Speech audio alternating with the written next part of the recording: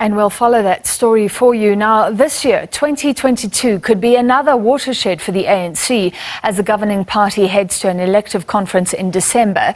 Several provincial leaders have already announced their support for President Cyril Ramaphosa to stand for another term, but there may still be machinations to offer alternatives. The City Press is reporting today that there might be an alliance brewing between the Tourism Minister Lindiwe Sisulu and former Health Minister Zweli Mkhize.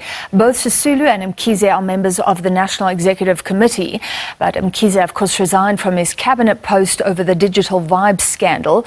The SIU has since found that Mkhize, his family members and close associates benefited from an irregular tender with that communications company.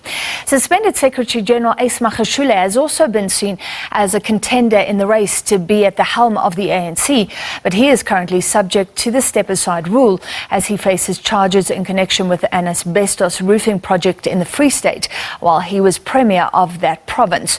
To discuss, we're joined by political analyst Professor Barry Hanyane. Professor, thank you for being with us as always. Firstly, is President Ramaphosa a shoo-in as the next ANC president, or do you think there are other serious contenders to the throne? Francis, good afternoon. Good afternoon to your viewers. Look, I think as things stand, Ramaphosa is on a cruise mode. I don't see any formidable competitor coming in from either the ranks of the Women's League or the mainstream ANC contending. No wonder why some of our provinces, your Northern Cape, Limpopo, amongst others, have already taken a stand to say they are behind his second term.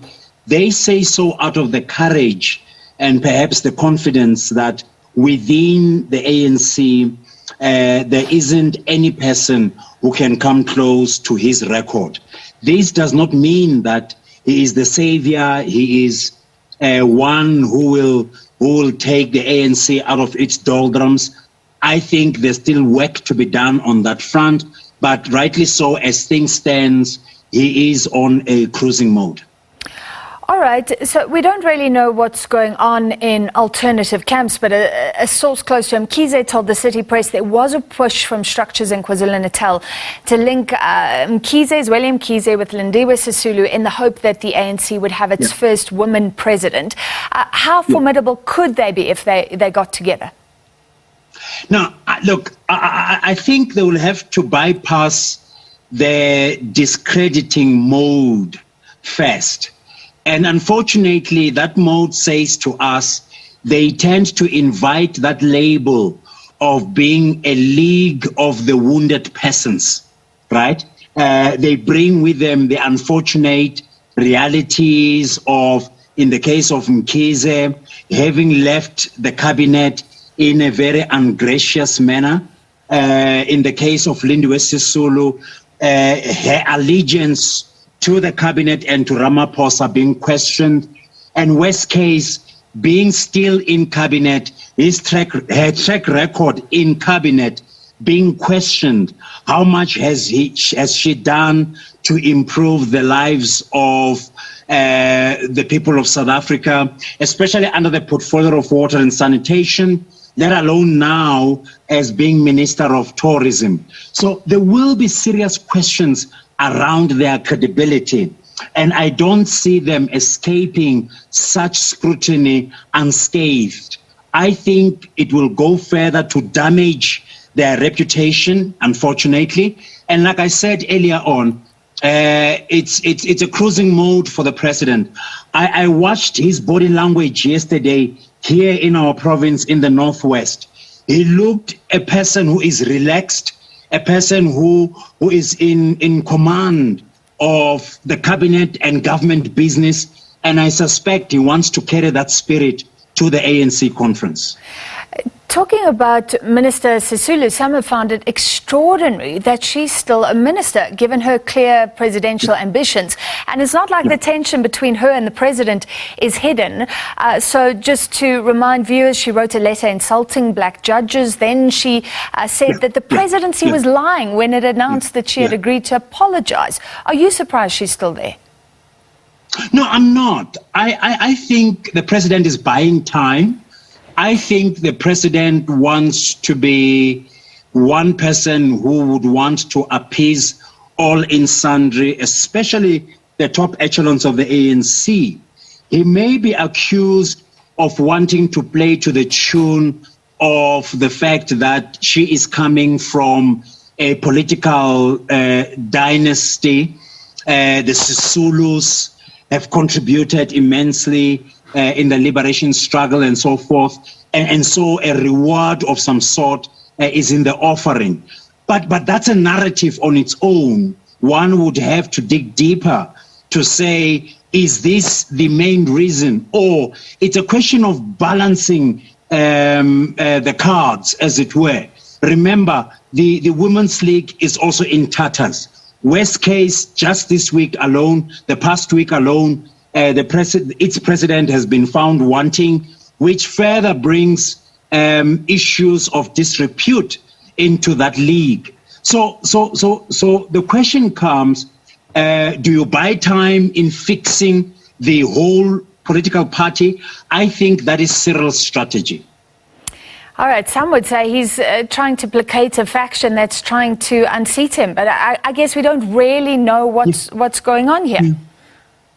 Well, buying time would be the main tactic to actually cause and sieve who is loyal to him, who is loyal to the organization, where does the tide turn.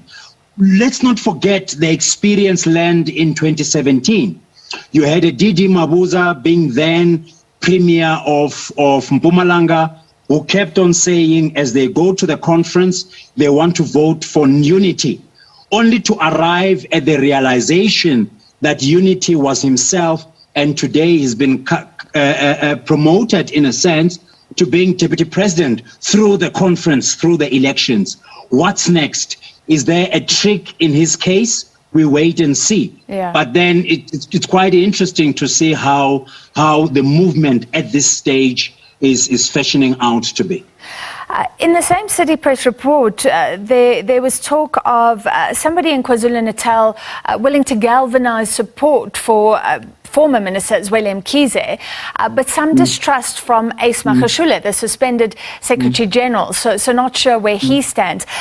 As we are at the beginning of the year, heading to the conference at the end of the year, how much political clout does Ace Magashule have right now? Well, he's got to fight his legal woes in front of the court. That might be the decider. If he succeeds in that, then I'm afraid the judicial system shall unintentionally make him the hero. And he's likely to come out and want to claim his space in the political landscape of the ANC, and of course probably go after those who were seen as his enemies. That's a possibility. And of course, sympathy within the party would be something that he would have to rely on to make sure that whatever move he decides for his next political career becomes something that's hugely supported within the party. But then as things stands, I think the battle in front of the courts will be the decider here, and it's a tall order on his side. All right, thank you very much, political analyst Professor Barry Hanyane. Now, in other news, we have some breaking news for you. Eskom has just released a statement a very short while ago saying that load shedding will be suspended at 8 o'clock tonight. So good news for those who have been impacted by load shedding. In fact, haven't we all? It says as generation capacity sufficiently recovers, Eskom thanks the public for support and patience during the load shedding, and then more saying that total breakdowns have been reduced. So we are now in a situation where Eskom can suspend the blackouts. We take a short break, lots more to come on The Full View.